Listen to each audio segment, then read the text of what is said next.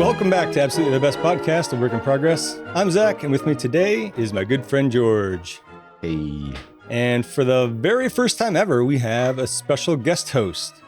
From Gamers Week Podcast, we are very pleased to have with us Mr. Donnie G Retro. Howdy, howdy, howdy. Thank you for having me. I feel like I'm on the gallows with James Franco, and he's looking over at me and saying, first time?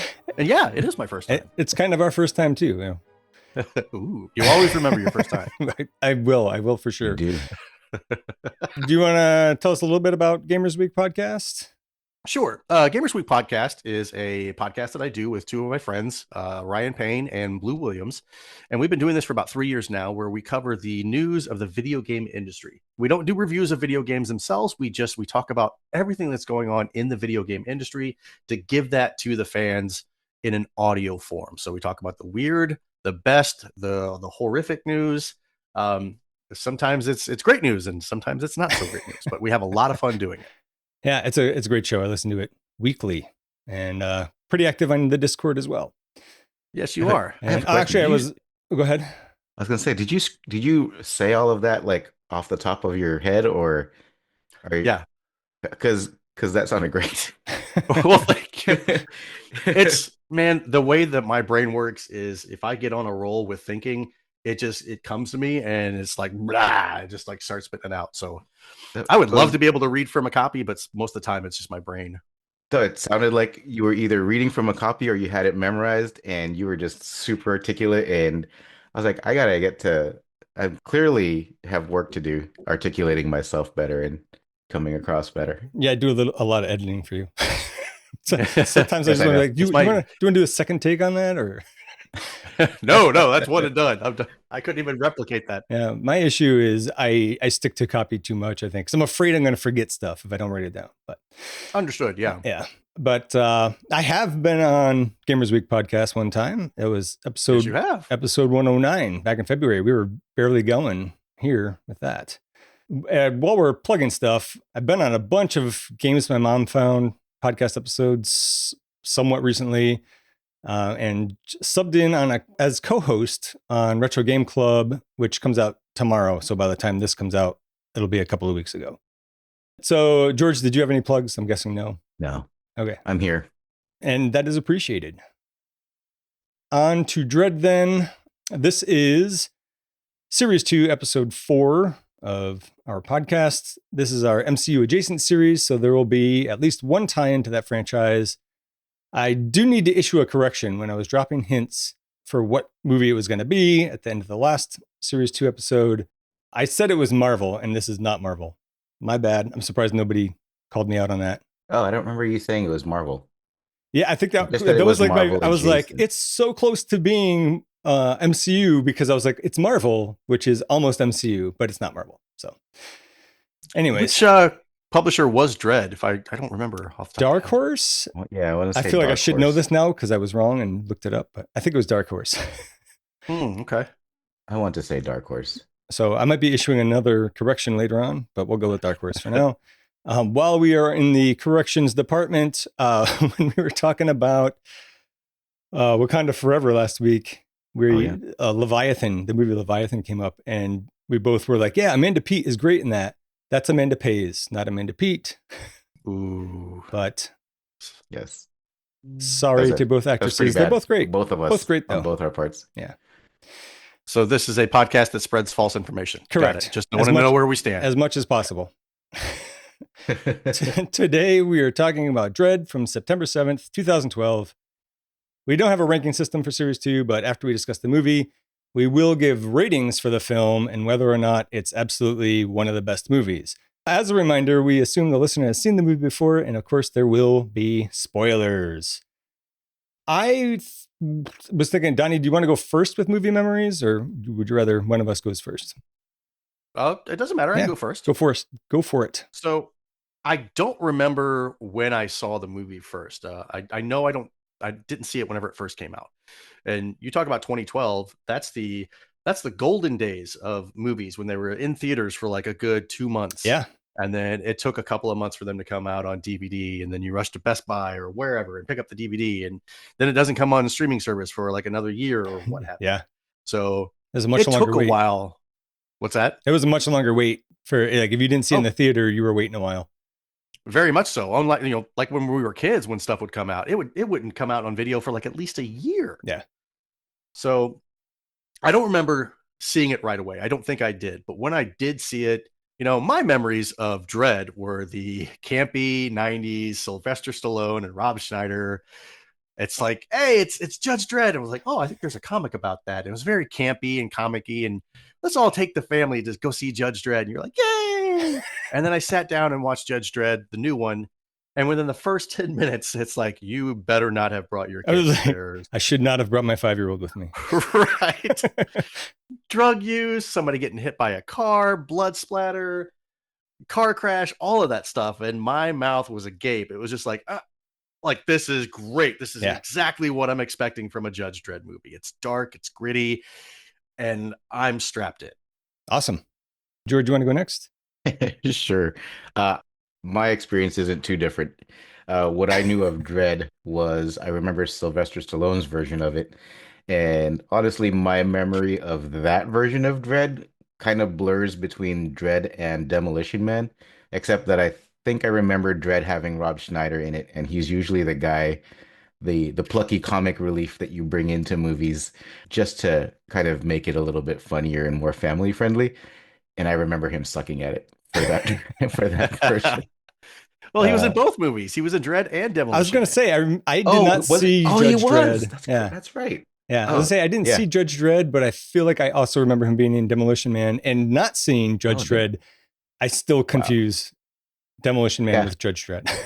So that might be why I get them confused, why it blurs for me then. Yeah. But I do, for this version of Dredd, I did not see it I saw the trailer for it, and I remember thinking that it looks cool, but I didn't see it in the theaters. I do remember that as soon as I saw it, within the first 5 minutes, that chase scene was like, this isn't your daddy's Dredd. And it was off to the races. I remember just loving it. So I loved it again even more after rewatching. Yeah, it holds up for sure. It does. I was cautiously optimistic about this one. At the time, I recall MCU was going pretty strong. I think Avengers had just come out a few months earlier. And but so did The Dark Knight Rises, which I thought was a disappointment. So, I wasn't sure. Sorry. I wasn't sure if this was going to be a home run or not. And I ended up waiting almost a month to see it. But like Donnie, like you said, you could wait a month or two and still be able to see a movie in the theaters. Right. This is one that I regret not seeing in 3D. I think that would have been worth it. Did you watch it on yourself a Vision Pro? Yeah. So you saw it in 3D again on the Vision Pro? It's that's cool. And it's just all the glory you could think of in slow-mo, the slow-mo scenes especially. Yeah. So awesome. It looks pretty great. Yep. So I walked out of that a fan, and this is a solid movie. It's a brisk 92 minutes. It's almost too short, but better than too long. Right. And I don't know how many times I've seen it in the past, but it had been a few years. And on this rewatch, it absolutely holds up. It's one of my favorite movies.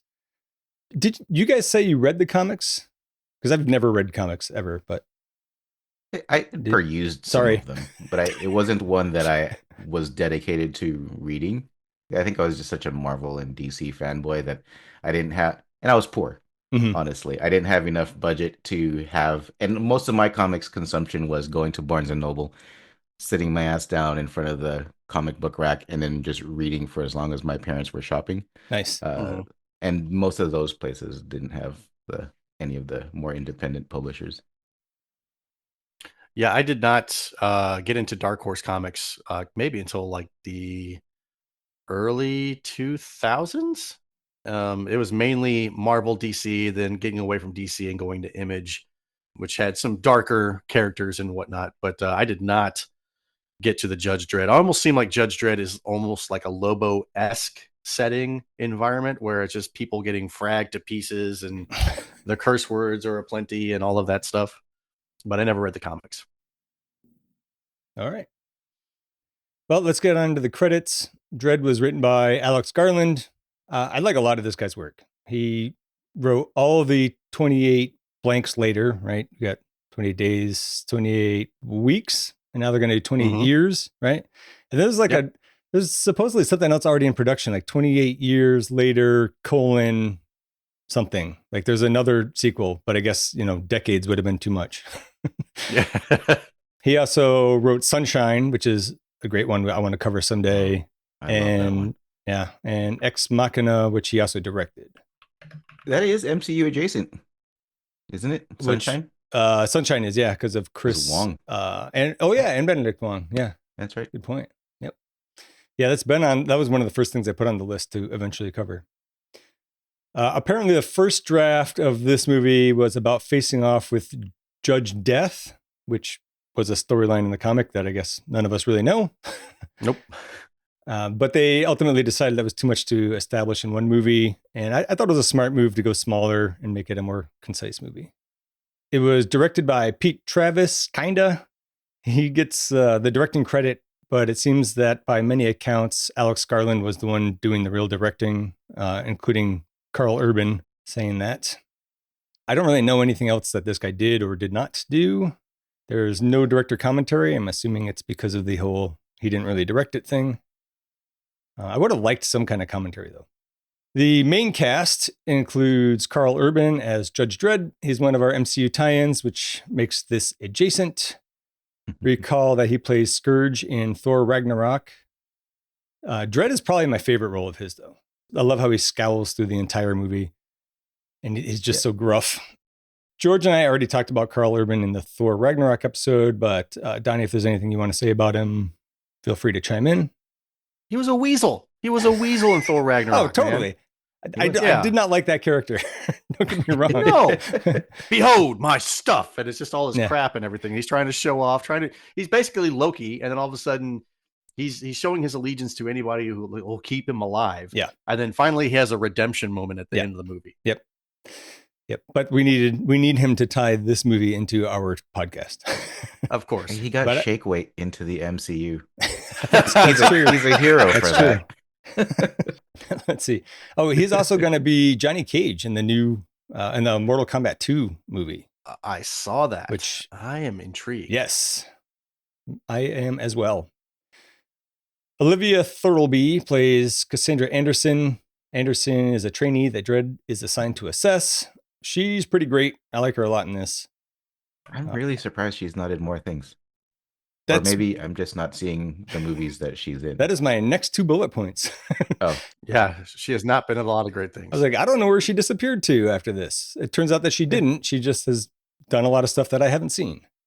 Considering Carl Urban and Lena Headey had I think they both already had pretty established careers after that, but I would have thought that this would have propelled her. Yeah. I mean, it did get her a spot. Well, I don't know if this role got her the spot, but she did eventually have a part in Oppenheimer. She plays Yes, she did. Lily Hornig, which is one of the scientists working on the bomb. I did not really recognize her because she's got dark hair in that and blonde hair in this, and that's enough to throw me off. Glasses threw off Batman for the longest time. That's true. The magnificent Lena Headey plays Madeline Madrigal, aka Mama, and she's a pretty bad bitch. It's a great role for Lena Headey, who I like in pretty much anything I've seen her in. That kind of goes for the whole cast. I like everybody in this movie. Lena Headey was one of the best Sarah Connors ever. Yeah, she was really good in that. Yeah. I feel like that. I like that TV series. Yeah, it should have gone on a little bit longer. She was also great as Cersei Lannister in Game of Thrones, obviously, and the Queen of Sparta in 300. We have Wood Harris as Kay. He's our other MCU tie-in. He was one of the cops in the first Ant-Man movies. So we talked a bit about him then. Donnie, if you have anything to add, go ahead. Okay. I did not realize that he was in Ant-Man. Okay. Yeah, he's like the stepdad cop's partner. Yeah. And he's like, okay. He's the one who's like, at the end, the one ant gets blown up real big, comes running out. He's like, that's a real weird looking dog. Yeah, that's right. Now I remember that. Awesome. Yeah. And he's, of course, Avon Barksdale in The Wire. You know, to this day, I still have not seen The Wire. I've seen it by proxy via like YouTube or TikTok shorts and all that stuff. And to me, it looks like an incredible show. And it's definitely one that I need to go back and watch. It is. I've rewatched the entire series a few times. I feel like every season is not as good as the previous one, but still really good. And so if you go in knowing that you're watching the best stuff first, then I think you'll be all right. I do also want to mention Domhnall Gleeson as Mama's unnamed computer guy, her guy in the chair, if you will. I did not recognize him. Yeah, he's not that recognizable in this. He's not really main cast, but he has a sizable role, and I like this actor a lot. A couple of movies that I really like him in are About Time, and he's also in Ex Machina, which we brought up before. Did you know he's the son of Brendan Gleeson? Oh, no, I didn't. I did not know that. Yeah. He was in the 28 Days Later. Yes. Yeah, that's right. The guy who gets the blood drop in his eye and then... Yep. Everything ties together. Oh, no, I did not know that at all. Yeah. So, and then I don't know if you've seen... I've only seen it recently because it goes around on social media and clips, but there was apparently a sketch show called Your Bad Self, and he did... I don't know if he did one episode or just this one sketch, but they're like on a road trip and he needs to go to the bathroom and he asks them to stop. And they're like, oh, just go in a bottle. Oh, wait, that was him too? Yes. Do you know what I'm talking about? And then he pulls his pants down, right? Yeah. And he's like, and the implication is that he's going to do a number 2 in the bottle. Yeah. He's like, this is so mental. Like, he thinks it's hilarious. That's good. It's just gushing all over the place. What am I doing? So, man, that's a good one. I didn't realize that was him too. Yeah. All right. So, you guys ready to jump into this movie now? Yeah. Sure. All right. Here we go. So the movie opens up with voiceover from Carl Urban as Judge Dredd, basically laying out the necessary exposition. I love his voice. He never rises above, a gravelly mumble. This all takes place in Mega City 1, which is a massive urban landscape that spans from Boston to DC. I don't know about you guys, but I'm pretty bad with geography, so I looked up how far that is. Any guesses? Pretty far. Pretty far is correct. I'd say like Boston to DC, maybe 100 miles. 450 miles. Jeez. Okay. That's just really a tad bit off. If you told me it was 100 before I looked that up, I would have been like, yeah, that sounds right. Yeah. I'm terrible with it. Me too. Clearly. The crime is happening in Mega City 1, as in all cities. And instead of cops, there's judges who are also the jury, as well as the executioner, which seems almost unfair for one person to have that much power. I mean, there's a social commentary in there for somewhere, I'm sure. Yes, seems like it is almost applicable to this day and age. P.S. Outside the city is an irradiated wasteland. That never really gets explained, nor do I think it needs to be. I feel like we get enough information. We can just assume that it's probably nuclear weapons related. Judge Dredd responds to a code 1010, doing all the things you shouldn't do, like aggressively chasing a van full of criminals through busy streets. Wouldn't be much of a movie if he backed off, though. And right away, we get to see these guys doing a drug called slo-mo, which is administered via an asthma inhaler-looking device. I thought it is a great use of visual effects here. Recall that as a podcast, we are not fans of overly excessive slow motion scenes. I haven't convinced you to be a Zack Snyder fan yet? No, there will be none of that. But this looks great. I love it. And I think you said you saw it in 3D, right, George? And it looks amazing. Yep. And I'm not going to lie. I kind of would do slow-mo if it was a real thing. It looks pretty cool. People would. Yeah. I guess it depends on what the side effects are, but exactly. I don't want my teeth getting all rotten and falling out like Mama's or anything like that. Yeah. I mean, if it's like, no thanks. There's like crack level of addiction, I guess maybe not, but yeah. So the slow-mo drug is appropriately named. It slows down your perception of time. Later in the movie, someone says it's 1% of normal time. And for these scenes, they filmed with cameras that record at 3,000 frames per second. So if you slow that down to a normal frame rate, that is 1%. But you can't throw numbers out at me and not expect me to check. So I grabbed some clips and I sped them up to what looked more like a normal speed. And it's closer to like 2% of normal time. But for script purposes, I think 1% sounds better, and that's totally forgivable. Not a gripe. Science great. Did you time Mama's fall, and did it come out to about 200 stories? Oh, no. Now I'm going to have to go back and do it. Well, it could, but it cuts back and forth too, so I don't know. Sure. And that one, that was one of the scenes that I did speed up though, and it didn't really work to try to get it to look normal because she was on a harness for that. And they were obviously dropping her down more slowly and then slowing that down further. So, but it wasn't obvious at the super slow motion speed. I mean, they have to expect that the ultra uber nerds are going to check and do this and hold them accountable. Yeah. But that's probably only like maybe 5% of the people that see the movie. Yeah. And I'm one of those 5%. But again, and this is totally forgivable. It really bothers me when they do or say things that would have been so easy to fix or like check, just Google something before you put the line in the script or whatever. I get mad at those ones. Seriously, I am so amazed you haven't seen Interstellar yet. Who hasn't seen Interstellar? What? You. I have seen Interstellar. Huh? I have seen Interstellar. Oh, wait, you have seen? Oh, okay. Yeah. But you didn't like it, you said. Or was I like it for the most part. It's just not one of my favorites of Chris Nolan. Anyways, you look like you're going to fight me on that. No, I think it was great. I just for somebody that goes in and checks the timing on stuff and it like checks all those boxes. Yeah, I haven't done. I mean, if we ever cover it on the show, I definitely will do all the math with the like they were on this planet for 5 hours, but it was 20 years for this guy or whatever. The guy they left up in orbit. I forget what the numbers are, but yeah, I'm not. Sometimes it's also forgivable if there's just so much going on and I'm just too interested in the movie to care. That's that's a good sign. Yep. Anyways, Dredd is chasing these bad guys, and bad guys are going to do bad shit. They open fire on Dredd on a busy highway. They cream a pedestrian, and so Dredd shoots the tires out on their van. The van flips. Only one dude lives. He runs, and Dredd pursues.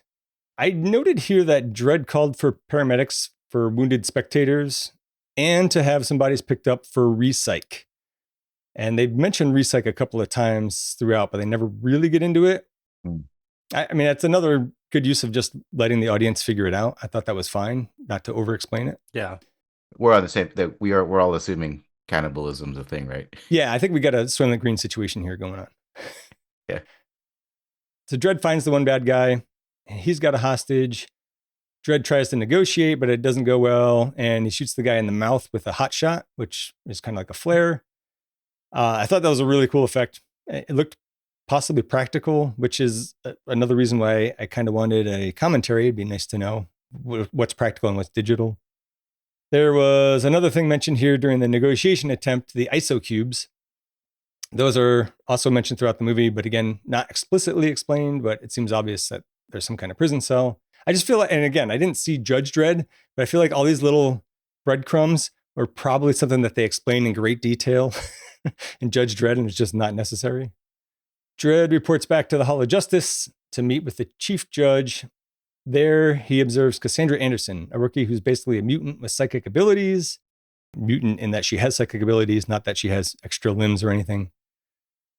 The judge helmet obstructs her power, though, so she goes without her brain bucket for most of the movie.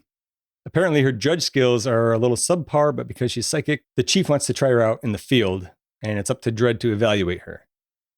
And I love how pragmatic Dredd is about that. Her final score was only 3 points below a pass. It's marginal. It's not marginal. She failed. The girl's getting one more chance. He is black and white. Yes. That's it. Yes. There's no gray area at the start of this movie. He's black and white, 100%. That's a better way of putting it. I also liked his line about the a bullet would also interfere with her psychic abilities. Yes. That was a great line. On the way out, Dredd gives Anderson the rundown. It pretty much boils down to there's a lot of ways for her to automatically fail.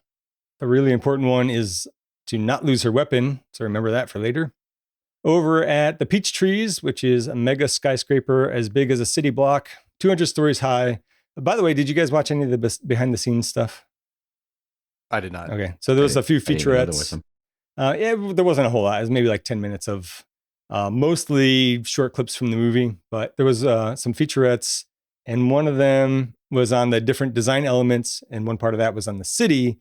And they specifically pointed out that there's an Empire State Building in Mega City 1 for scale. And I got a screen cap of that, actually. If you guys are looking at the notes. So you can see the skyscraper there in the top part. Or so you can see Empire State Building there. But it's not in the movie, because there's like a similar shot in the movie of the same buildings. How many floors is the Empire State Building? I don't know. I'm guessing about 100. But it's like, these are, you could fit first of all, you could fit the Empire State Building in the center of these. And then you could stack them too high and it would fit. So I like that. I like the idea of scale. It's 102 floors. Yeah. Just double checked. I like that there for the scale, but also I don't think you really need it because we didn't even know how many floors the Empire State Building is. And the buildings look massive anyway. You can see other buildings that look like normal skyscrapers that we're used to, and these tower over those. For reference, the Burj Khalifa is 163. Where's that? I think that's the existing tallest building. Where is that though? Oh, Dubai. Okay. Oh, is that's that one super tall building in Dubai? I think so. Oh, I didn't know the name of it, clearly. Anyways, at Peachtree's top floor, we're introduced to Mama, played by Lena Headey. She soaks in a tub, casually hitting some slo-mo. Doesn't she know, don't get high in your own supply? That was actually my first thought when I saw her in the bathtub. Yeah, I guess she didn't. Breaking the cardinal rule. I guess she didn't listen to NWA in the 9th grade like I did. Also, she could use some chapstick. Her lips are so dry and cracked. They make a good job of making her look pretty busted, though, because like she's a very attractive woman, and she looks like she's had some mileage in this movie. Well, she was a former prostitute in this movie. This is true. Yes, correct. But she's like really pretty, and it's hard to hide that. Like not like what was that movie when we were kids? She's All That, where you could tell. Oh yeah, where you just really put some glasses on and tie her hair back. Yeah, but you could tell she was really pretty. Yeah. Yeah. Well, I think here, like the fake teeth help quite a bit. I assume that they were fake teeth. Sorry if they weren't. You hope they are. Mama tells her guy to deal with some competing dealers by skinning them and throwing them over the balcony. But first, as per Kay's suggestion, they hit these guys with some slo-mo. That's pretty wicked. It kind of reminds me of a thought. You guys are going to judge me here. I thought I had it like as a kid about the concept of hell. Like, what if hell was that you never quite died and you just like, it just takes forever for you to die. Like if you got shot in the head, the bullet never goes in far enough to kill you, but it gets infinitesimally closer and it just takes forever for it to happen. And you're stuck like that for an eternity. Donnie, you're making a face. Constant pain. Yeah. Yeah, probably. I mean, it's hell, right? Yeah. But yeah, that's what that reminded me of because these guys got skinned while on slo-mo, tossed over the railing. It's done pretty well for something that's so gruesome. Like it's kind of first person POV as they go over the railing. And then it just kind of cuts to them splatting on the floor as people are going about their day. Not gonna lie, I was kind of wondering what a Mythbuster episode would look like if they were gonna test that out. Yeah. And so now it looks like there's something for Dredd and Anderson to respond to. Notably, Anderson does wear her helmet when riding her motorcycle, safety first. Then I guess she leaves it on her bike and trusts that nobody's going to mess with the Drudge's stuff. It's probably several years in an ISO cube for that. So Dredd and Anderson check out the scene. Some medic is there. He says he can't identify the one body and that he needs to run the guy's blood through a DNA profiler if he can figure out which blood is his. I was like, buddy, just take some from the body. It's exactly. Put a needle in there, suck it out. There you go. Yeah. You got your blood. So I don't know. Maybe he was joking.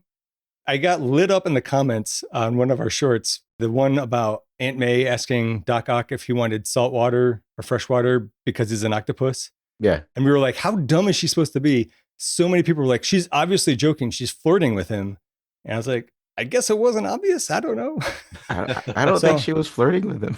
Why would she be? He wasn't even like cured then or whatever. He was still like this evil guy. Maybe she likes bad boys. Yeah. I don't know. Yeah. But anyway, so I'll say maybe this guy was just joking. Dredd recognizes the cold burn from a slo-mo inhaler on one of the bodies. And then this is where we get the exposition about it slowing down perceived time to 1% of normal speed.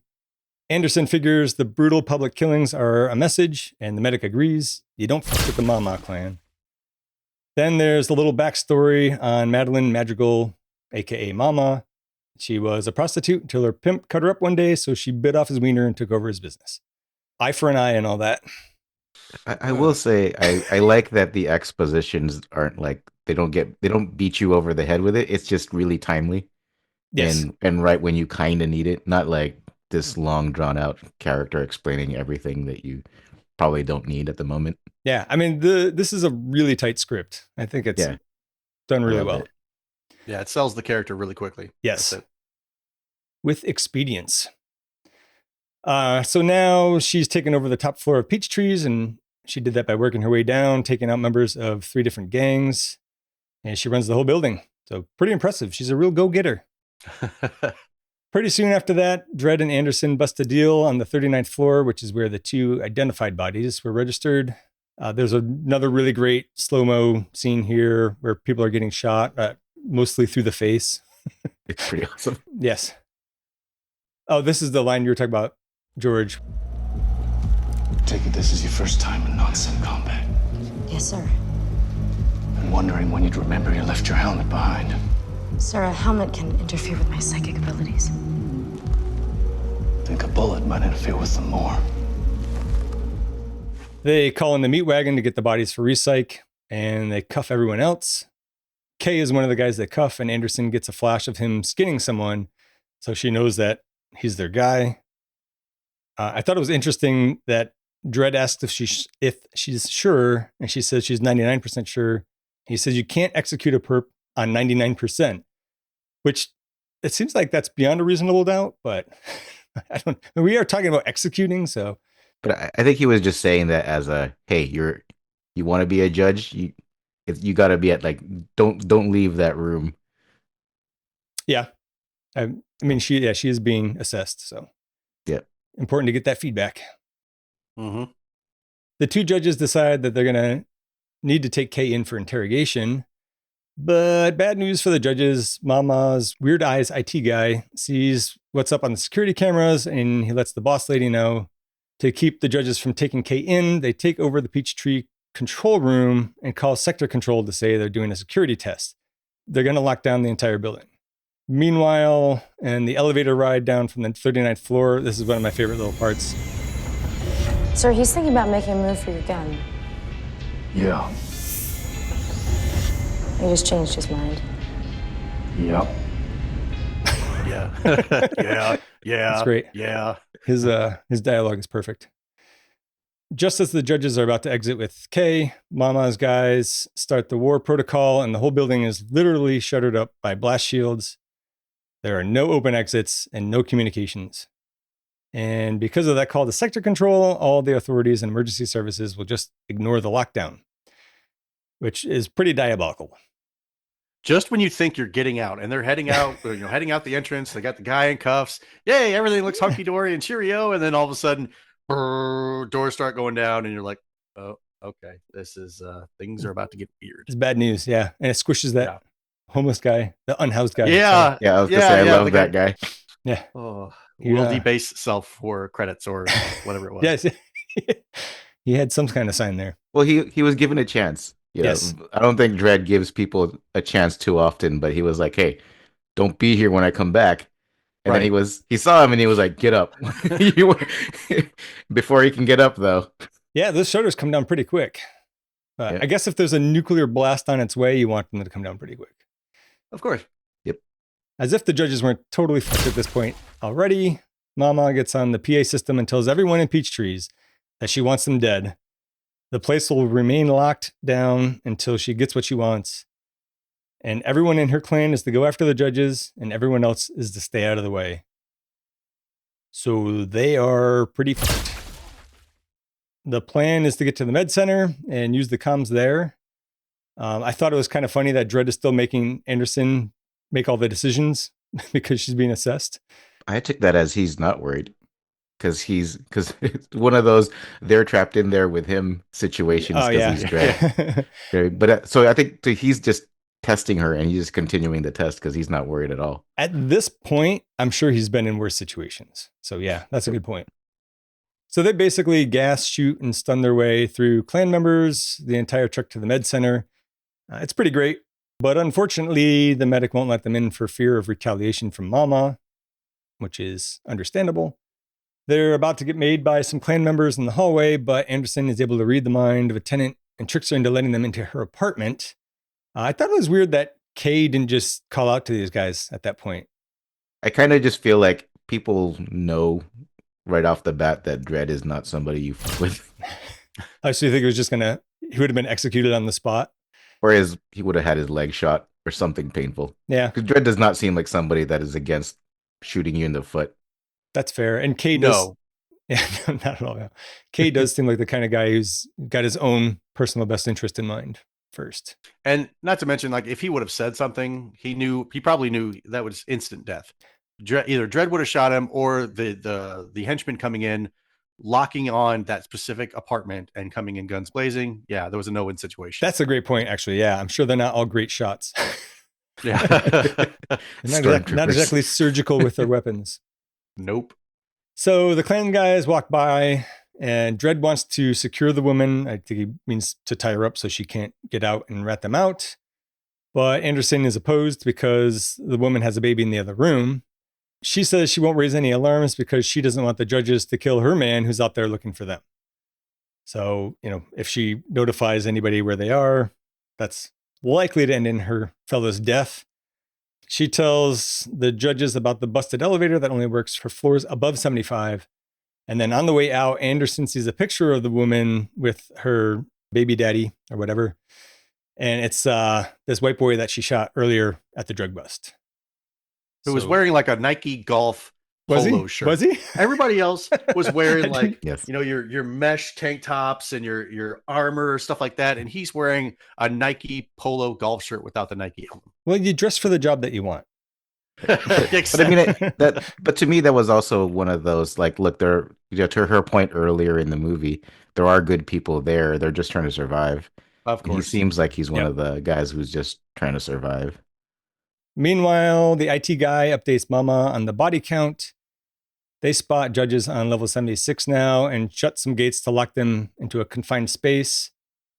Dredd tells Anderson to take Cade to the main lobby and hold position behind the elevator shaft. It's a good position to defend.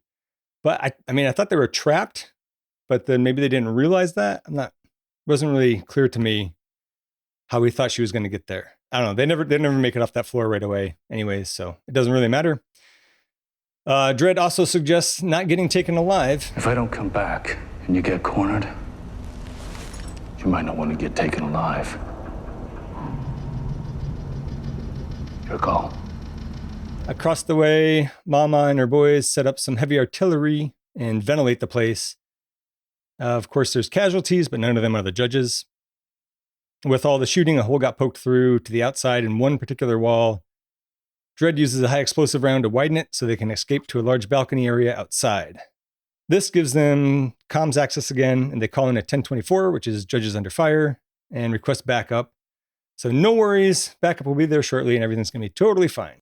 I was a little confused at how, if it was supposed to be like nuclear bomb hardened, how like that one bullet and that one explosion blew through that wall. Yeah, it does seem like kind of a thin wall there. That's a good point. This movie's garbage.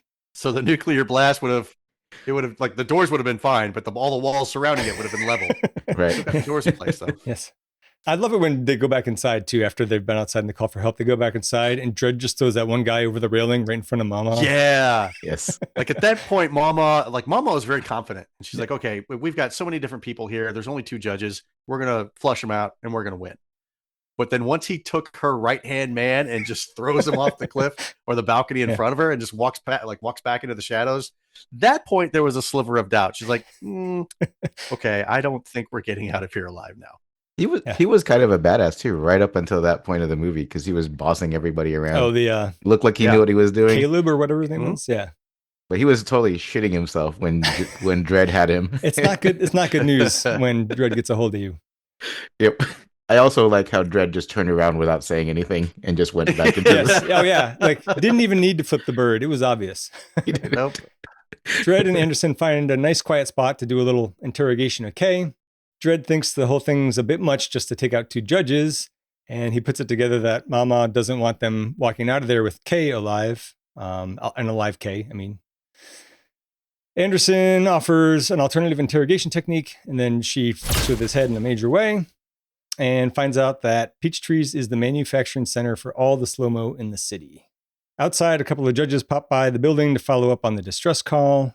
The IT guy does his best to BS them, and that buys them some time. Meanwhile, Dredd suggests to Anderson that they go on the offensive and try to take out Mama. Now that they know backup is on the way, a couple young clan members get the drop on them while they're looking at the building schematics on an info terminal.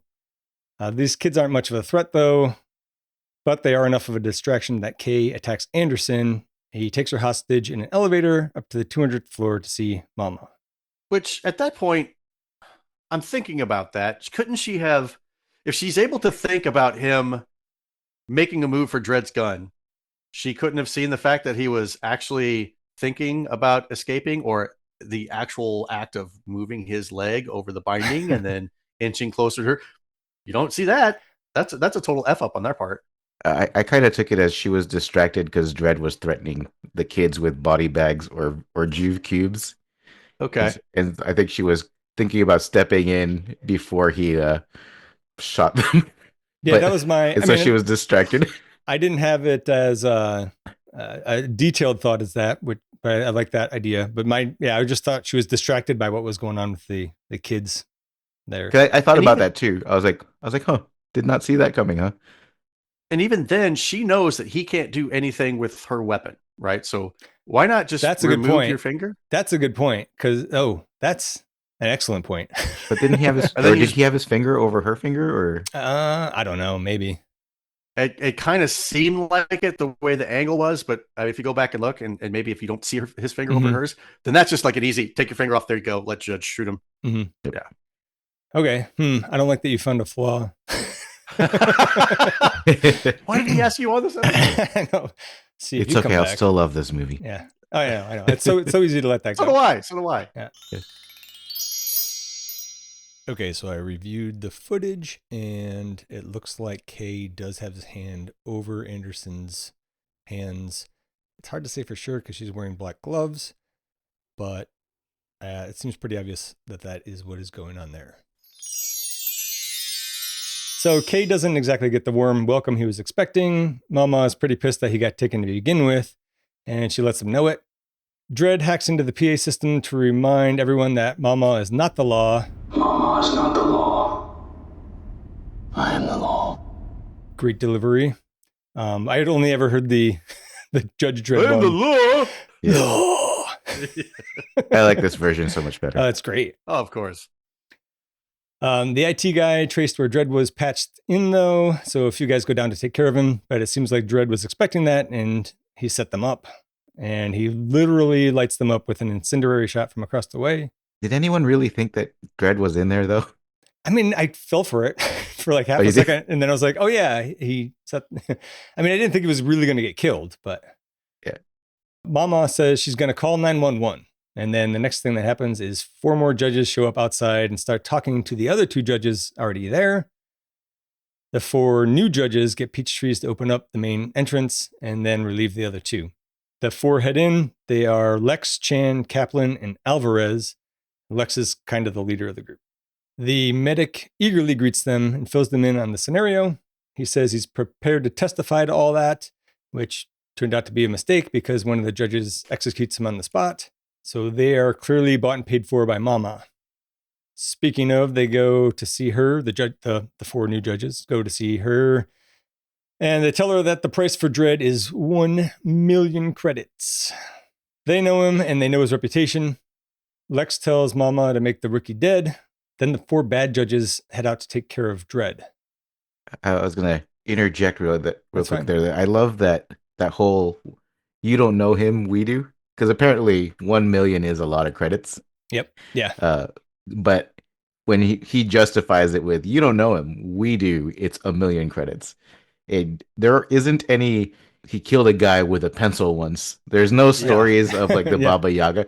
It's just, hey, this guy's a badass. And he will, like, it's going to take a lot of us to take this one guy down. And the whole movie, like I think, just his name alone, you're already like, okay, this guy seems like a badass. And this whole movie, he seems like he's totally living up to that badassery. But these other judges come in and they're like, no, this guy is next level badass because we are actually afraid of him, and it's $1 million. It doesn't work out for me either. Like, I just love that like the whole movie just sets up how much of a badass Dredd is without saying it. Yes, outright. Without saying. Yeah, they weren't just like, he's such a badass, it's got to be $1 million. Yeah. Credits. So Chan finds him first and acts friendly because that was the smart thing to do. He says the cavalry is on the way, but Dredd knows something's rotten in Denmark because Chan didn't ask about the other judge. He had called in a 1024 for 2 judges. And then it does not end well for Chan. After a brief fight, it ends with Dredd crushing Chan's windpipe with the butt of his gun. That was pretty brutal. Yeah. I mean, he asked for it. He told Dredd to choke on it. That is true. And I felt like there could have been a better comeback than, no, you choke on it. Well, he's not known for being witty. But he does it so well. He delivers it so well. Yeah, it was a good delivery for sure. It's like somebody says, you're a dum-dum. No, you are. And then kills him. Like, okay. Back on the 200th floor, Kay begins the throw-down process with Anderson's gun and finds out there's some pretty gnarly security worked into it. So he's down one arm, and Anderson is one spin hook kick to his head away from being free again. And then I thought it was funny when she's going through, like, trying to get through all the rest of the guys. She basically vaporizes that one dude's face. That was pretty gnarly. Do you remember that? Like, just shoves him up against the wall, and I think she, like, fires under his chin, and, like, it's just gone. Oh, I must have missed that one. I mean, even when she was captured, she wasn't really panicking. No, she remains calm. Yeah. I just figured she was baptism of fire and she was rising to the occasion. Yeah, you know what? That's something I really did appreciate about this was she was never the damsel in distress. Yep. Yeah, she got taken hostage, but she kept her cool and got out of it, clearly.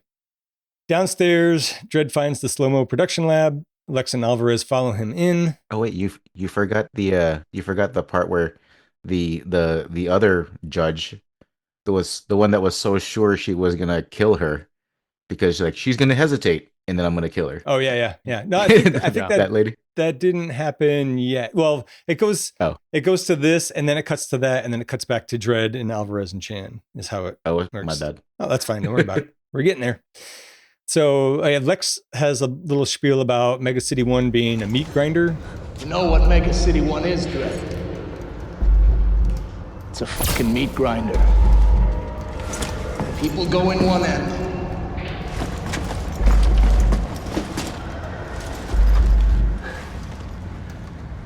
Meat comes out the other.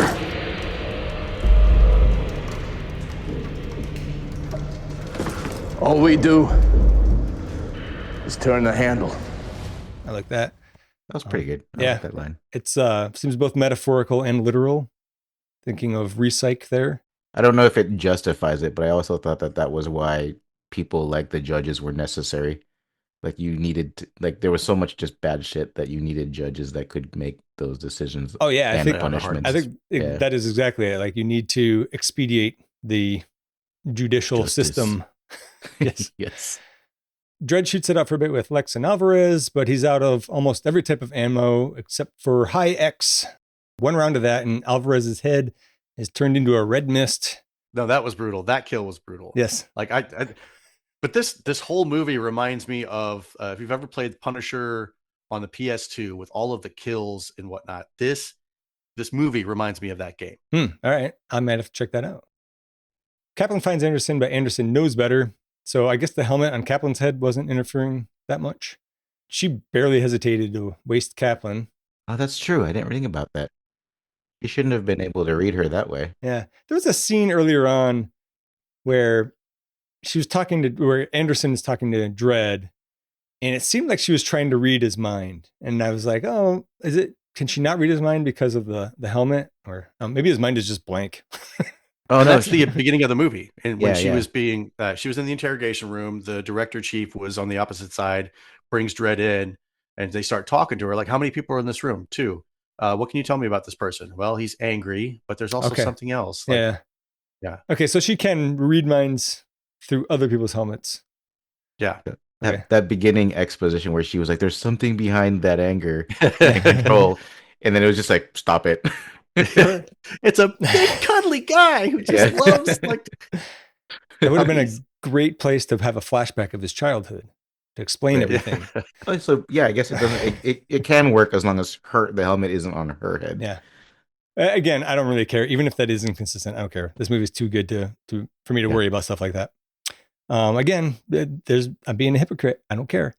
But I mean, I think that speaks to, again, what you said about how tight the script is. It's just not much getting by. No, except for that one thing Donnie figured out. Back in the slo-mo lab, Lex plugs Dredd with an armor-piercing round through a wall and through him. Dredd stalls him long enough for Anderson to come in and take Lex down. I thought this was totally believable here. When Dredd just puts up his hand, he's like, wait. And then this cocky dipshit rambles on about how he expected more from the Judge Dredd. Wait. Are you kidding me? Did he just say wait? Judge Dredd. The Judge Dredd. Finally gets on the wrong end of a gun. And what he says is wait. You know what?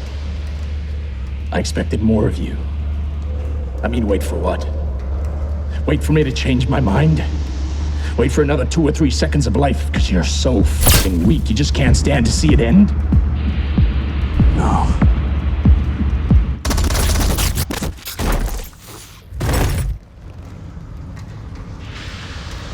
Wait for her to shoot you. You sly dog, you caught me monologuing. Yeah, exactly. But even it was his final line. But no, I was wait for her to shoot you. Yes, that was so good. It's great. I think my one possible complaint here is that Anderson took out Kaplan and Lex through their armor, but it didn't seem like it was the armor-piercing rounds. I don't know. It was kind of hard to say, so I think I can let it slide. But she wasn't using her gun anymore, right? Because she was using somebody else's gun. No. Well, you're right, because her gun exploded. But then how would she be able to use somebody else's gun if it's an ID check for each individual gun? But she's using the bad guy guns, though. Criminal guns. Yeah. Okay, that makes sense. I thought so too. Yep. All right. Got it. Fixed. Thank you, gentlemen. Dredd patches himself up, and they both reload with the dead judge's ammo. They find the IT guy, who immediately folds like a lawn chair and begs for his life, offering them to help them. He says he has the combination to get into Mama's chambers. But Anderson doesn't need him to tell them, of course. She reads his mind and also sees what Mama had done to him, which involves things like gouging out his eyes, which is why he has fake eyes. We kind of skipped over that. I really liked his eyes, though, and they actually make a point of showing them up close a couple of times. With the, yeah, there's like it's more like the iris of a camera, and the white part is completely white. There's no blood vessels. So Anderson ends up letting him go, because she feels bad for him. They fight their way to Mama, taking out pretty much all of her guys. But Mama has some evil genius shit strapped to her wrist. It's a remote that will detonate explosives to bring down the building if it detects that her heart has stopped. Undeterred, Dredd shoots her in the gut, knowing that it takes a long time to die from that kind of injury. Then he throws her off the balcony, betting that the transmitter will be out of range when she hits the bottom. And he's not wrong. It's a kilometer down, well beyond the range of regular wireless standards. I still think it was a bit of a gamble to assume that the explosives wouldn't go off when the transceiver goes out of range, but it paid off. So let me ask you a question. Yeah. Apparently you have to be 99% sure to kill one person, but he only has to be like maybe 10% sure to not kill like however many inhabitants of Petrie's. Oh, I see what you're saying. Because he could have blown up the whole building. Risk. Yeah. Yeah, that's a big risk. Yeah, but he would have been dead too. He wouldn't care. That's all. Yeah. But the fact that like he didn't care about anybody else, he didn't care about the innocents' lives that are inside the Peachtree. Unless he's on the uber math nerd who did the calculation, he's like, nope, it's not going to work. I can throw her over and we're going to be fine. I feel like it was banking on his experience having tossed other people off really high. Yeah, that's true. I know what I'm doing. I'm an expert. This could have been like, this punched his Baker's dozen card on tossing people over a railing. Who knows? I did stay at a Holiday Inn Express last night. Exactly. So let's see. He was right. She hits the ground. The transmitter does its thing, but nothing blows up. It's a pretty great effect of Mama hitting the ground, where like the POV is up through the floor, and you just see her face start to distort and blood squirt everywhere. That was nice. I like that. And then the movie does not overstay its welcome, and it wraps up pretty quickly. The building gets opened back up. Dredd passes her. When I heard you called in a 1024, I thought I'd better check it out. Seeing as I forced the rookie on you. So what happened in there? Drug bust. Looked like you've been through it. Perps were uncooperative. So how did she do? She a pass or a fail?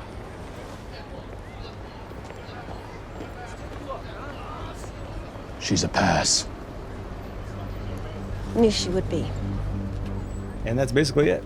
No stingers or anything. She has now added somewhat of a human element, of a compassion element to Judge Dredd, because the whole black and white thing, he should have failed her. He should yep, you're right. You lost your service weapon, et cetera, et cetera. That's an automatic fail. There is no like you're below margin or you're just a little bit right there below the margin. It's an immediate fail. But now he's like, okay, I've got a heart. You had a puppy dog. I love puppy dogs. I'm going to make an exception for you. Yes. He's that was his character arc, and that arc went like 1 degree.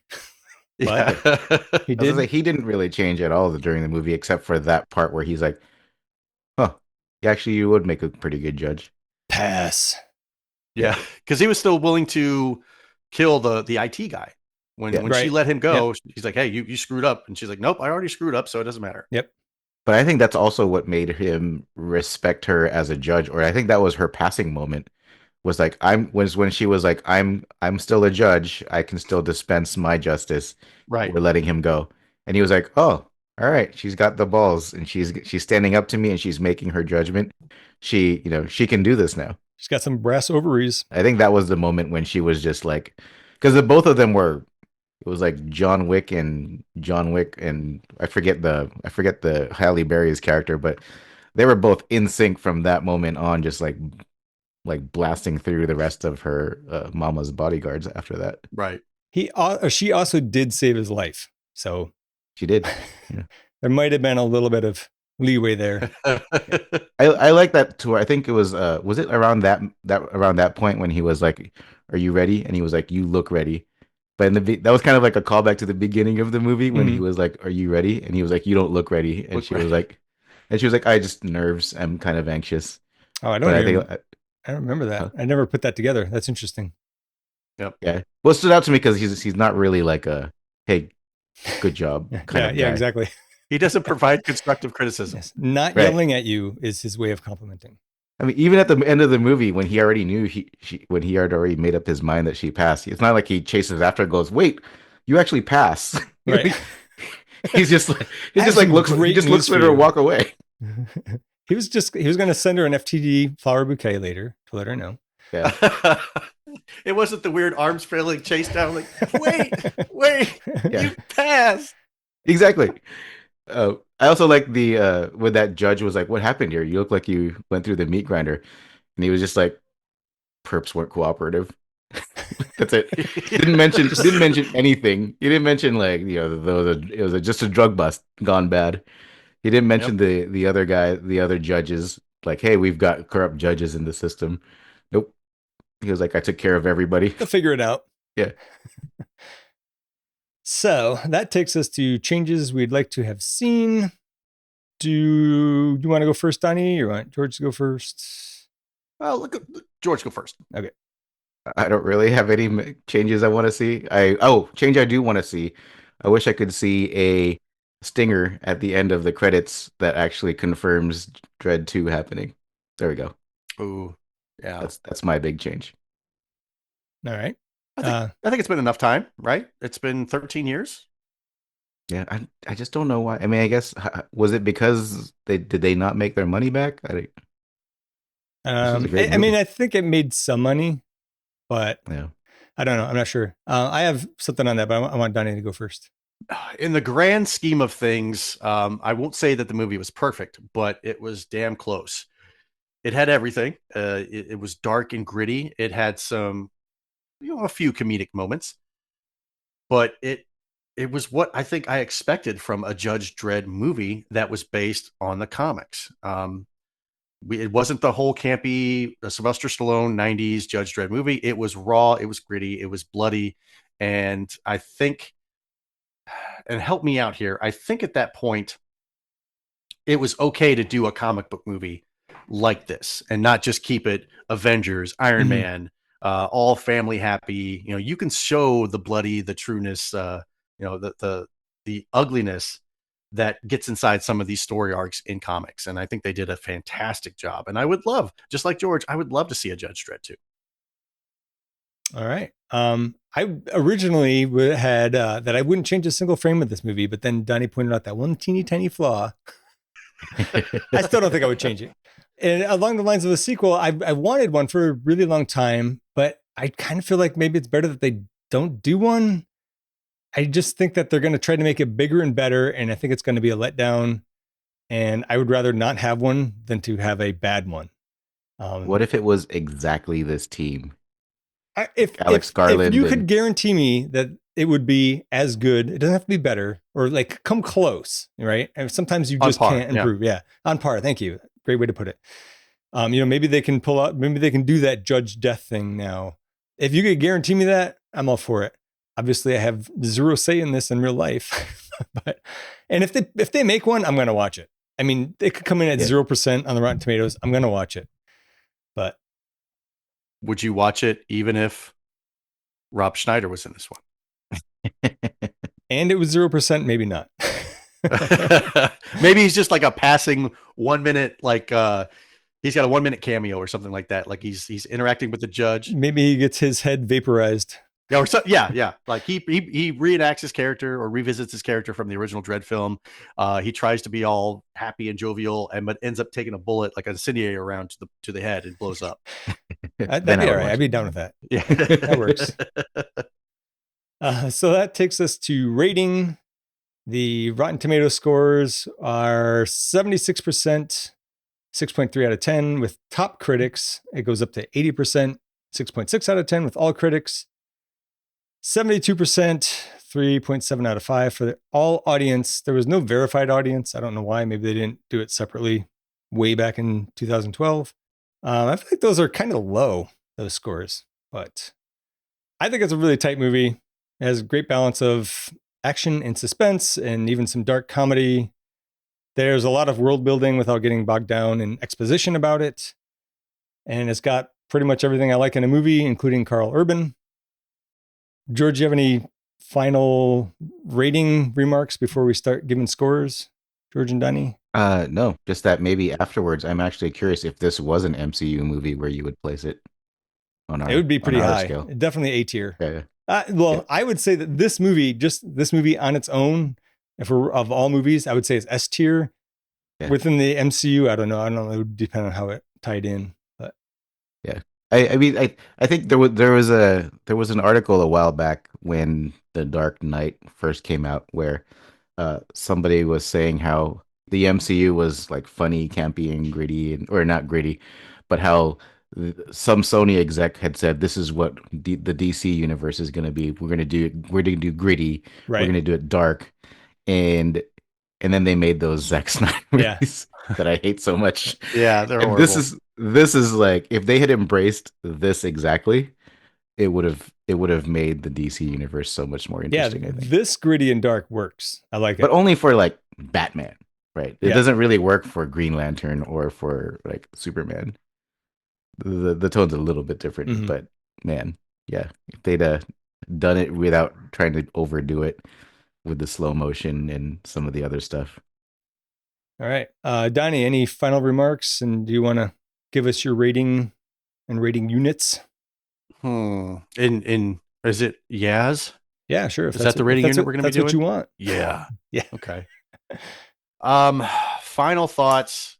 Overall banger of a movie. Just very violent.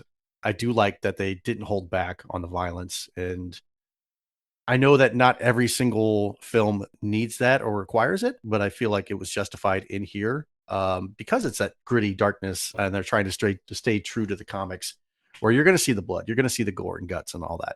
So my hat is off to the director and the writer of the movie. As far as ratings, I would put this movie up here, not in a top 5.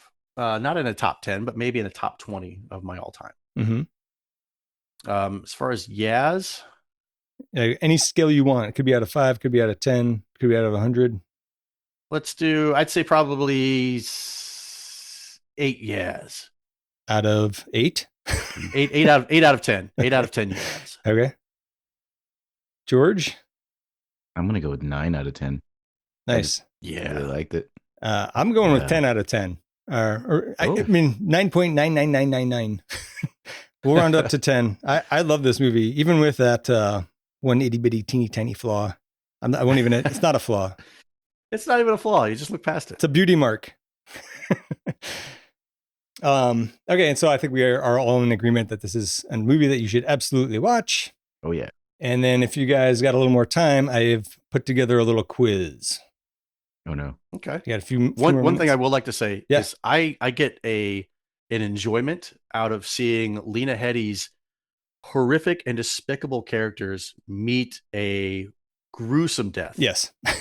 So the Game of Thrones plus this one, which Game of Thrones, that was just very, that was not good. It she was just like, got squished, she gets to die in a rubble. Yeah. Like, come on. Like she wasn't strung through the crowd in the town square and beheaded and all this stuff. She got off light in Game of Thrones, but this one, injecting her with the slow-mo and tossing her off the cliff, whereas you get to see her like all the way down, and she's just like, okay, I accept it. I knew one day I was going to get pinched, and then splat. Yeah, there was it's interesting that you say I knew one day I would get pinched, because it was something I read about, something about the behind the scenes, whatever, in the making of the movie. But yeah, she's just like, she kind of just doesn't give a fuck, because she just knows she's going to die one day. Like this, she knows she's not going to last long. That's why she's hitting the slow-mo all the time, right? She's like, yep. Yeah, it's not smart, but she doesn't care. It comes with the territory. You know that you're not going to live forever. Yep. You're not going to be able to go off and retire at a farm somewhere with your 401k. This is the business. This is the life that she chose. And she ultimately knows that she's going to end up with a bullet in her head or a floor through her head. Or her head through some floor. So there you go. Okay, so I have prepared a quiz for you guys. It's on fake drugs in movies. Oh, no. Okay. I'm pretty sure you've seen most of the ones. Both of you have probably seen most of these. So I think how it'll work is I'll give some descriptors for the movie, and whoever buzzes in first. So I don't know how we're going to do that, because I'm going to be reading. I won't be able to look at the who's raising their hand. So maybe just say your name. Does that work? Sure. Should we just say yeah? Yeah. Well, then I won't know who said it. Yeah. Because I thought of that too, but yeah, then I won't be sure who said it. So whoever buzzes in first gets to guess for up to 3 points. There's the movie name for 1 point, the drug name for another point, and the drug effects, or like tell me some facts about the drug, basically. This is going to be pretty hand wavy. So there's your 3 points. If you don't get all three, the other person can guess on the ones that you missed. Okay. Okay. So we'll do a practice round. And so for that one, this drug comes from a 2012 sci-fi action film starring Carl Urban, set in a Donnie, go ahead. The movie is Dredd. That's correct. The drug is slow-mo, and the effects, it slows your brain down to 1% of the time. Great. So that would be 3 points. All right. We good? Got it. All right. Cool. For real Softball. Now. Well, I didn't want to use up one of my other ones. Yeah. There was actually like another 5 or 6 I could have gone with. I was like, I can't do more than 10 questions. This is going to go on too long. So this drug, let me make a little score sheet. So I remember it's not really going to matter. We're playing for tassels, Donnie. Just kidding. We don't need a podcast crossover. Okay. We don't need that. No. That universe will not cross over, please. All right, here we go. The first question, or the first fake drug. This drug is featured in a 1990 sci-fi action movie sequel about a cyborg cop in Detroit. Donnie. Go ahead, Donnie. It's RoboCop 2. Correct. Oh, crap. What is the drug name? I cannot remember the drug name. That's the part I was stuck on. I was like, that sounds like RoboCop 2. Okay. Yeah. Do you happen to know what the drug effect would be? Or maybe how you take it? Give me some facts about it. Is it crank? It's not crank. Nope. No. Okay. George? I want to say injected. Yeah, it is injected. It's like a little squeeze bottle in the neck. I'll give you 1 point for that. Nuke. It is nuke. Nuke. Very good. Very good, sir. All right, so that's two for. That's the movie with the guy from the father from that '70s show, right? Was That's he in RoboCop that? 1. That's RoboCop 1. Oh, Yeah. okay. RoboCop 2 has oh man, I can't think of the guy's name. I can see his face though. Anyways, all right, so that's 2 for Donnie, 1 for George. All right, number 2. This fictional drug is seen a few times in a 2012 sci-fi action thriller with a time travel component to the plot, in which members of a crime syndicate are retired when they are paid large amounts of money. Donnie. Go ahead, Donnie. It's Looper? It is Looper. And I can't remember anything about the drug. There's no name for it. Okay. So tell me how they take the drug and then maybe something about what it does. Yeah, honestly, I don't remember the drug in the movie. I know with the time travel thing, like they in the future they'll cut your limbs off and stuff like that, and in the past you start losing. Like all of a sudden you look down and your fingers are gone, your nose is gone, and all that stuff. The opposite. I don't remember the drug that they used. Okay, George. I don't remember. I was stuck on that one guy's face and how it looked. How they had contorted it to make it look like Bruce Willis the whole time. Yeah, it's a great movie though. Joseph Gordon-Levitt. Yeah.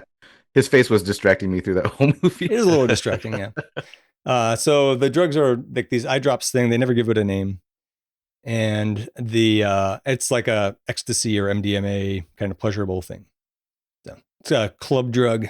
They're out there raving all night. Okay, so Donnie has 3, George has 1. Question the third. The next drug is a pivotal plot point in a 2014 English language French sci-fi action film in which the main protagonist gains psychokinetic abilities by unlocking more than 10% of her brain. Donnie. Oh, Lucy. Oh, Donnie, go ahead. I'm going to stay honest, and it was not Lucy that I was thinking of. Okay. I was thinking of Limitless, so I was incorrect. Okay, so I'll give George the point. Oh, it was Lucy. It was Lucy, yeah. Okay. Yeah. But once Donnie, you said Lucy, I was like, okay, so I guess if you didn't, so George would have said Lucy, so I'll let George guess the drug name and its effects. I can't remember the drug name, but it did expand her mind, or it allowed her to have more control of her body, so that she could basically unlock the full potential of the human mind. 1 point there. Donnie, do you remember the name of the drug from the movie Lucy? do not. CPH4. That was on the tip of my tongue. Yeah. I had CPH3. I would have given you three quarters of a point for that. All right, so it's all tied up now, 3-3. From the 2013 post-apocalyptic action thriller based on the French climate fiction graphic novel Les Transpersonages, directed by Bong Joon-ho, starring Captain America, what's his name? Chris Evans. Chris Evans. All of humanity lives on a train now. Donnie. Go ahead, Donnie. Is it Snowpiercer? It is Snowpiercer. Do you remember the name of the drug? Never seen the movie. Oh, really? Yeah, so I don't know the drug or its effects. All right, go ahead, George. You know the name of the drug or its effects? I'm blanking. All right, the drug is Chronol, and it's an addictive drug made from industrial waste. It's also an explosive, and you basically huff it, and it just blocks pain and feeling.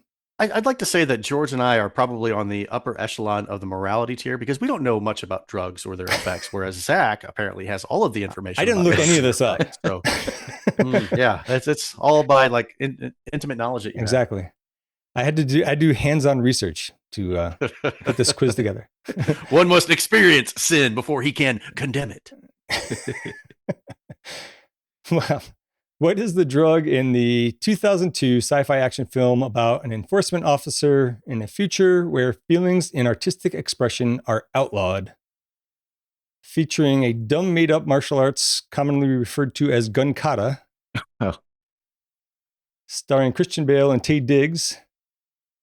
Oh, man, I love this movie, too. Do you know the name of it? Christian Bale, No, I know, but I know I can see the aesthetic in my head where they were wearing the white suits, and then Christian Bale would walk into a dark room, and he would just start shooting Yes. his guns in like these martial arts form called gun katas. Have you not seen this, Donnie? I've never heard of it. The movie is Equilibrium. That's what it was.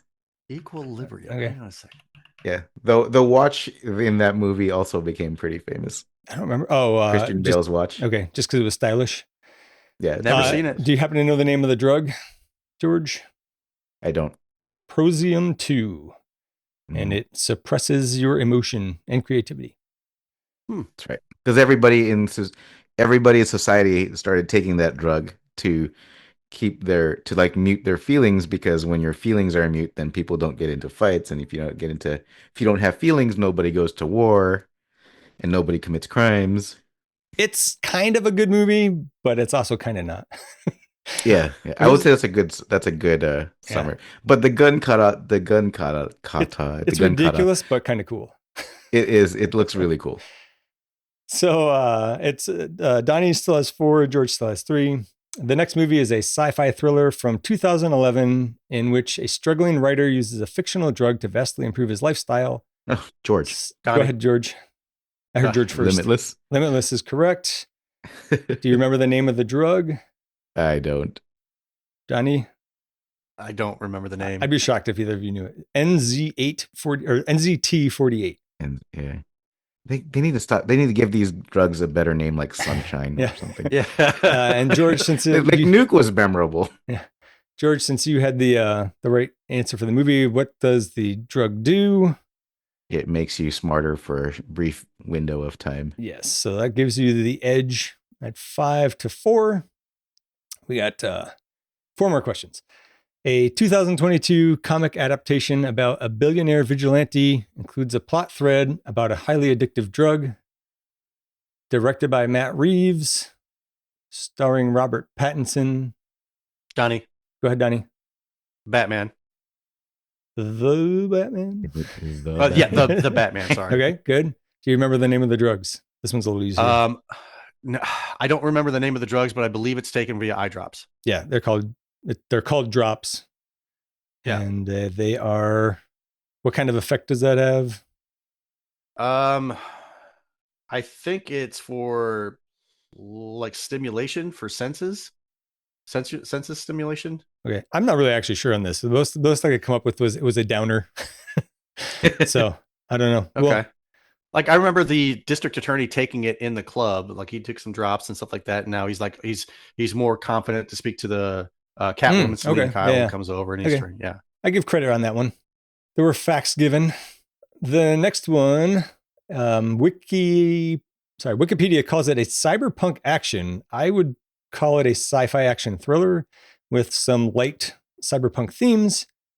From 2002, about a future where crime is prevented before it happens. Go ahead, Donnie. Minority Report. That is correct. Do you remember the name of the drug? I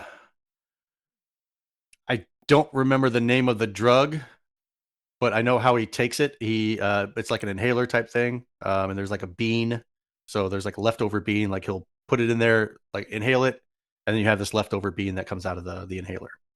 Oh, I don't even remember that part, but I'll take your word for it. Because his apartment was scattered with them because he's watching photos or videos of his child and right, all over the place. Right. Okay. And George, you know the name of the drug by any chance? I do. For 1 point, it's Neuroin. I was more obsessed with the gloves that he was doing. The power gloves. Yeah, the power gloves. Is there a Minority Report interface for your Vision Pro? No, it's just your hand. So let's see. This one I think is going to be a little on the more difficult side. 2012 comedy horror in which 2 college dropouts try to save humanity from a new street drug that kills its user in often gruesome ways. Comedy horror. Directed by Don Cascarelli. He did Phantasm movies, Bubba Hotep. You guys might not have seen this one. Featuring Paul Giamatti, not top billing, but he's in it. And the title suggests what happens to the main character, John, at the end. John Tucker Must Die? You're actually not that far off, actually. It's John Dies at the End is the name of the movie. Oh. Interesting. Okay, so Never heard of it. Yeah, the drug is called soy sauce, aka the sauce or flying back shit. And I mean, it ultimately ends up in you dying, but you can like use it to kind of go back in time and stuff. It does a whole lot of weird stuff. Was there a low sodium option for the soy sauce as well? There ought to be, because it's bad for your health to have that much Right. sodium. Right. So the last question, I think the movie is going to be easy on this one, but the drug probably not. It's a 1993 action thriller starring Harrison Ford, in which he's framed for the murder of his wife. Donnie. Go ahead, Donnie. We're talking about The Fugitive. Correct. Do you know the name of the drug? There's two different names it could be. Provasic. Holy shit. That's right. The other one is RDU90. I just remember Harrison Ford going, so they can give you RDU90 and bring you Provasic. Provasic. You switch the samples. Yeah. Yes. So you've seen that movie as many times as I have. That's one of my favorite movies. Yes. It's just been, it was on all the time for a while. And do you happen to remember what the drug was for?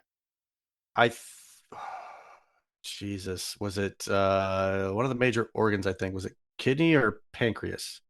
I have liver. It could have been pancreas, but I thought it was a liver thing. Yeah. I think you're right with liver. Okay. Yeah. All right. Well, it doesn't matter anyway. I'm not going to give you that point because you win. You already won handily. 11-5. But thanks for playing. That was fun. That's interesting. I always love trivia. I know you do. I need to reclaim my title.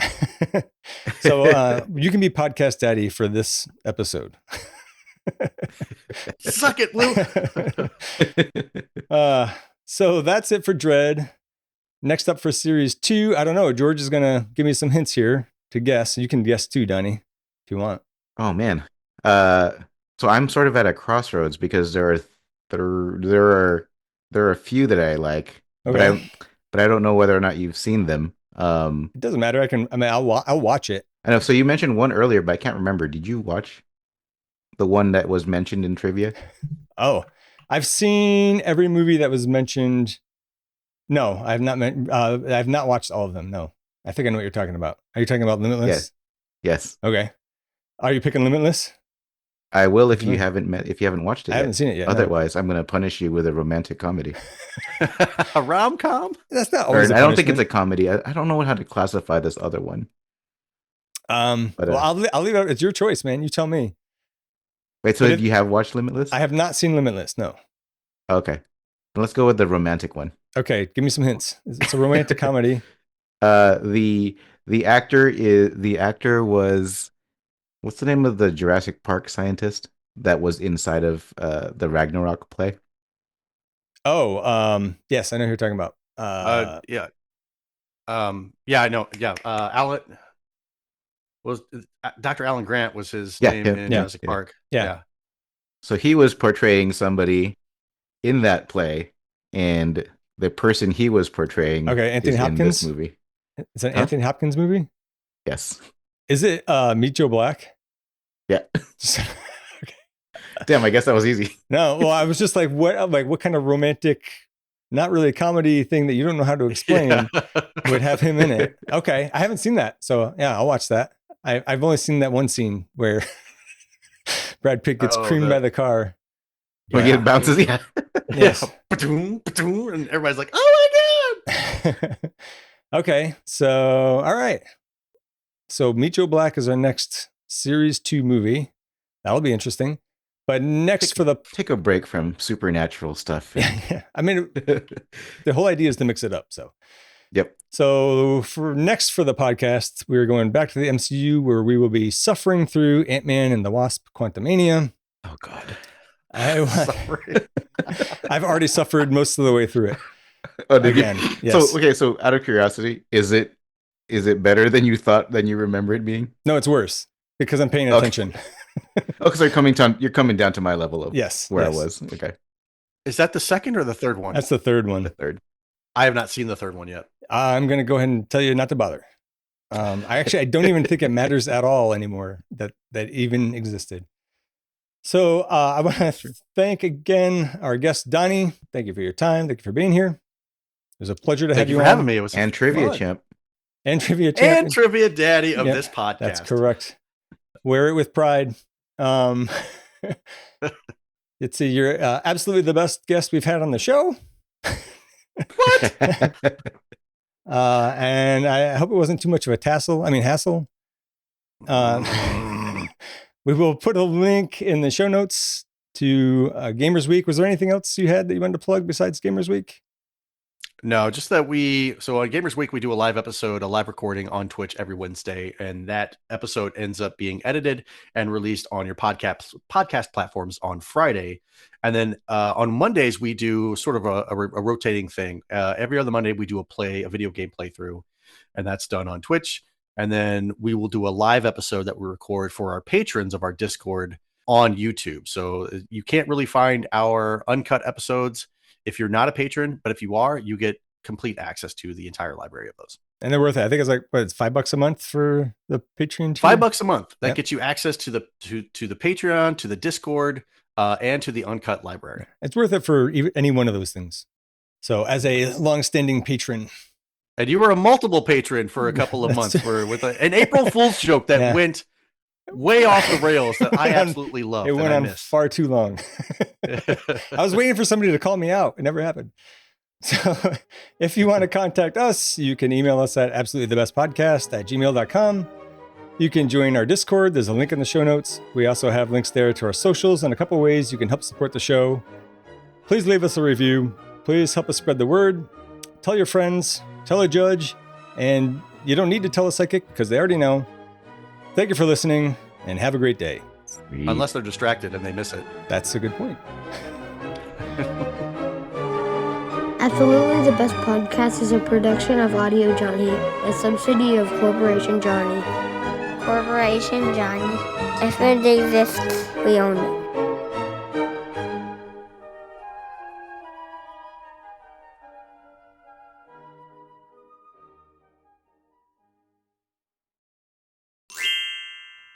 Should we do the countdown? Sure. So we usually do 3, 2, 1, and on 1 we clap.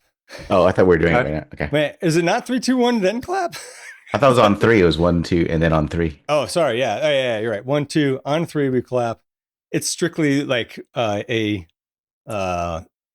superstitious thing at this point. What's up, buddy? You need the bathroom? Okay. Can you close that other door, please? Okay. Oh, there's going to be some interruptions. All right, here we go. Ready? On 3? Yep. 1, 2, 3. All right. We've had worse. Okay. That was almost like the Lethal Weapon thing. Like, do we go on 3 or is it 1, 2, 3? It's like that every episode. That's exactly it. Okay.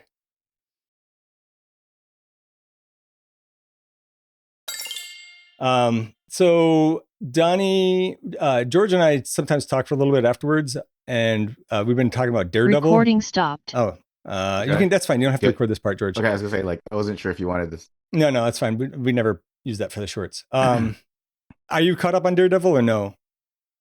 Yes, you are. I am. Okay. Do you want to stick around for 5 or 10 more minutes? Sure, I can do that. Awesome. Oh wait, I'm not caught up. You're not caught up? How far? All right. Well, you might have to go. Yeah. But you can't. I can hang can't out. quit the Zoom. Hang out. Okay. Well, how not caught up are you? I have not since the last time we talked. Are you serious? Because they dropped. I think I've got 2 episodes to catch up on. Yeah. They dropped 2 episodes on the same day, which was weird. Oh my God! Now I know what I'm doing tonight. Then. Yeah. Okay. So, yeah, I thought there was only 1 episode, and I was like, next episode. I'm like, whoa. Okay. Do you want us to not talk about it? No, I'm fine talking about it. I think I saw an interview where somebody was like, "When are we going to get to see your double Ds?" As in terms of his costume, Oh, is that what it's like in the comics? Yeah, was it like that in the movies? Yeah, 2 Ds, like on top of each other. Okay. And he was like, the trailers show like multiple costumes. Like, are you gonna actually like start, showing some of them? No, like, we don't need that. We don't. I don't think we need that at all. Yeah. No. I just love the fighting and just his movement and everything. That's great. Yeah. So a little bit of that happens in the next episodes. Episode 5 was about a bank robbery. That was cool. That was pretty different. Solid all around. I really I really, really liked it at the end when he just beats the shit out of that one robber who got away. And like they showed that actually in the trailer, but you don't know who it is because it's like Matt Murdock. He's just got a bag over his head that he stole from one of the other robbers, and he's otherwise dressed like in a suit, I think, like a business suit. Mm-hmm. And then the other guy also has a bag on his, or no, he was pretending to be a cop to get away. And then like he just like stomps that guy's knee. That was pretty rad. And the amount of F-bombs. The amount of F-bombs that they're dropping, and it's on a Disney thing. I'm just like, I thought I'd never see the day. You're like, I'm gonna have to put my kid to bed. And there was a lot of little Miss Marvel tie-ins in this one. Actually, not even little so much. It took me forever to put it together, but the banker there was Yusuf. Was his first name Yusuf or his last name? I think it's Yusuf. I forget his last name. What's Miss Marvel's name? I've never seen Miss Marvel. Kamala something. Right. Anyways, so her dad is the banker in the place that gets robbed. Cool. And he's like denying Matt Murdock a loan because he does too much free work. But anyways, and then like he's got the little Miss Marvel bobblehead and stuff, and he keeps talking about Miss Marvel. So I thought it was interesting. And then episode 6 was also really good. What was I trying to say about that? Oh, the Vincent D'Onofrio. What's his character's name? Kingpin. Yeah, but Fisk. Yeah, Wilson Fisk. So there's that scene at the end where he gives Adam the axe and is basically like, "You're free to go if you can get through me," right? And then he like beats the shit out of that guy. Did he broke an axe with his knee or something? Like he broke the axe handle with his knee? Yeah. That was pretty impressive. I like that. I mean, obviously it's fake, it's a TV show, but it looked cool. No, the Kingpin's supposed to be all muscle. Yeah. He looks fat. Yeah. But he's all muscle. Well, you gotta have the battery to power the machine. Mm-hmm. And I like how this episode is now transitioning back to who they really are, where, they're putting on the masks. Wilson Fisk, he's trying to be the mayor. It's nothing. He's like, "Oh, I'm sick of this. I can't, this is so boring. I don't like it." And then he reverts back to the thing that he's best known for, which is beating the holy living shit out of people. Yep. And it was pretty awesome. We get the rope dart action that we were looking for. At the end of the 4th episode, they showed Matt Murdock training with it. The one nitpick I'm going to have is that Murdock finds that serial killer guy immediately. The Muse? Yeah. And so I was like, how did he find him? But whatever, I didn't really care. Plot hole. Yep. And then he can tell people from their heartbeat and everything. It's true. I guess he just listened really, really hard. But I did have one other nitpick so after I don't know if he killed Muse or just kind of knocked him out or what, but then he goes to save the little girl who Muse had been stealing the blood from, and he does CPR on her. I'm like, I don't know if CPR works if you just don't have enough blood. Well, if there's a hole, if you're doing CPR, if you're pumping her heart, isn't that going to squirt out of that hole now? Yeah, exactly. So, and he didn't kill her he didn't kill him because he ended up getting up and running away. Oh, okay, yeah. I forgot that part. But yeah, he was about to kill this dude, and then he was like, "Oh, I better go save this girl first." Yeah. So, anyway, sorry for all the spoilers, George. But no, you had it coming. I'm super stoked now. I'm gonna go watch it for sure. All right. Well, I'm stoked for the next episodes. I guess there's probably only going to be one this week. It's weird. I don't know why they dropped 2 at the same time, but not a complaint. Except for the fact that I stayed up late to watch one, and then I was like, "Oh shit, there's another one." I couldn't do it. Oh, might as well watch this one. Well, all right. I guess that's it. Awesome, guys. Thank you very much for this. This was a fun episode. I really liked it. I like going in depth into the movie. Yes. Hey, thanks. Nice meeting you. We will. Yeah, you too, George. Have you on again at some point.